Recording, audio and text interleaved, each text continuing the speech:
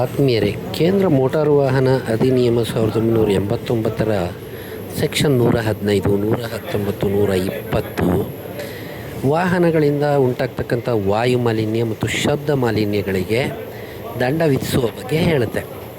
ದ್ವಿಚಕ್ರ ಹಾಗೂ ತ್ರಿಚಕ್ರ ವಾಹನಗಳಿಗೆ 1,500 ರೂಪಾಯಿ, 4 ಚಕ್ರದ ಮೇಲ್ಪಟ್ಟ ವಾಹನಗಳಿಗೆ 3,000 ರೂಪಾಯಿ ದಂಡ ಇದೆ. ಈ ವಾಹನಕ್ಕೆ ದಂಡ ವಿಧಿಸುವವರು ಯಾರು? ಇದರ ಒಂದು ದಾಖಲಾತಿಗಳನ್ನು ಪರಿಶೀಲನೆ ಮಾಡಿದಾಗ ಈ ವಾಹನ ಎಮಿಷನ್ ಟೆಸ್ಟ್ ಸರ್ಟಿಫಿಕೇಟನ್ನು ತೆಗೆದುಕೊಂಡಿರೋದರ ಬಗ್ಗೆ ಯಾವುದೇ ದಾಖಲೆಗಳೂ ಇಲ್ಲ ಮತ್ತು ಇದರಿಂದ ಅತಿಯಾದ ಹೊಗೆ ಸೂಸ್ತಾ ಇದೆ. ಈ ವಾಹನಕ್ಕೆ 3,000 ರೂಪಾಯಿ ದಂಡವನ್ನು ವಿಧಿಸಬೇಕಾಗಿದೆ. ಪೊಲೀಸ್ನವರು ಸಿಕ್ಕ ಟೂ ವೀಲರ್ಗಳನ್ನೆಲ್ಲ ಹಿಡಿದು ಎಮಿಷನ್ ಟೆಸ್ಟ್ ಸರ್ಟಿಫಿಕೇಟ್ ಇದೆಯಾ ಅಂತ ಕೇಳಿ ದಂಡ ಹಾಕ್ತಾರೆ, ಕಾರ್ಗಳಿಗೆ ದಂಡ ಹಾಕ್ತಾರೆ. ಆದರೆ ಈ ಸಿಟಿ ಬಸ್ಗಳಿಗೆ ದಂಡ ಹಾಕುವವರು ಯಾರು? ಇವರಿಗೆ 3,000 ರೂಪಾಯಿ ದಂಡ ವಿಧಿಸಬೇಕಲ್ವಾ? ಇದಕ್ಕಾಗಿ ಡಿಪೋನಲ್ಲಿ ಎಲ್ಲ ರೀತಿಯ ಸೌಲಭ್ಯಗಳಿವೆ, ಎಮಿಷನ್ ಟೆಸ್ಟ್ ಮಾಡಲಿಕ್ಕೂ ಅವಕಾಶ ಇದೆ.